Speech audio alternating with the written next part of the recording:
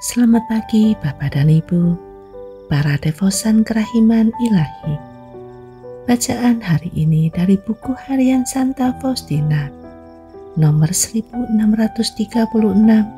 sampai dengan 1638. Meskipun merasa sangat lemah, aku pergi ke dokter sebab superior menghendaki demikian.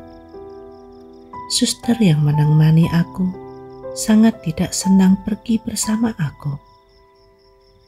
Berkali-kali ia memperlihatkan ketidaksenangan ini kepadaku.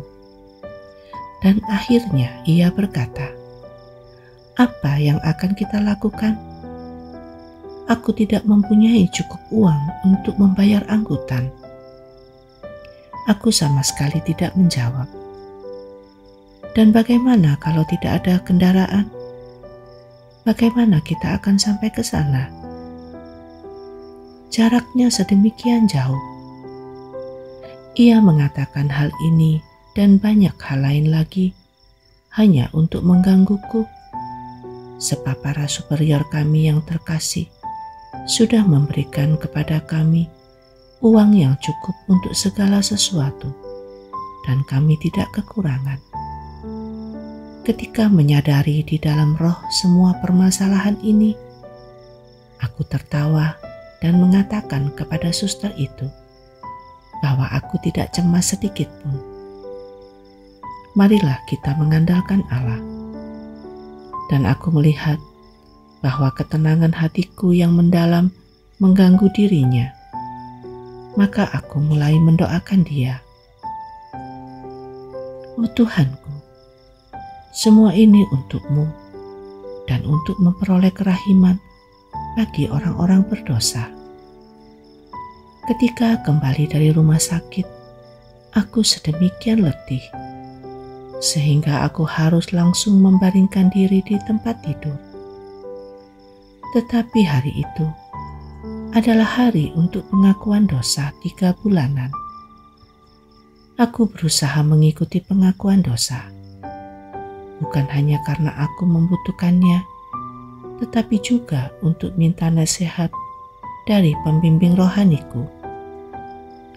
Aku mulai mempersiapkan diri, tetapi aku merasa sedemikian lemah, sehingga aku memutuskan untuk minta kepada Muder Superior agar mengizinkan aku mengaku dosa sebelum para novis.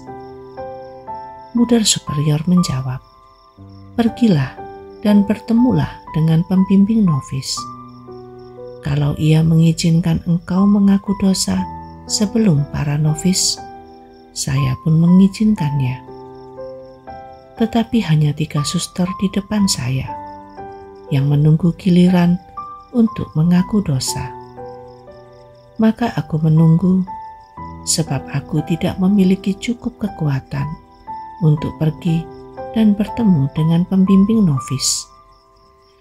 Ketika aku masuk ke kamar pengakuan dosa, aku merasa kesehatanku begitu buruk, sehingga aku tidak dapat menceritakan keadaan jiwaku.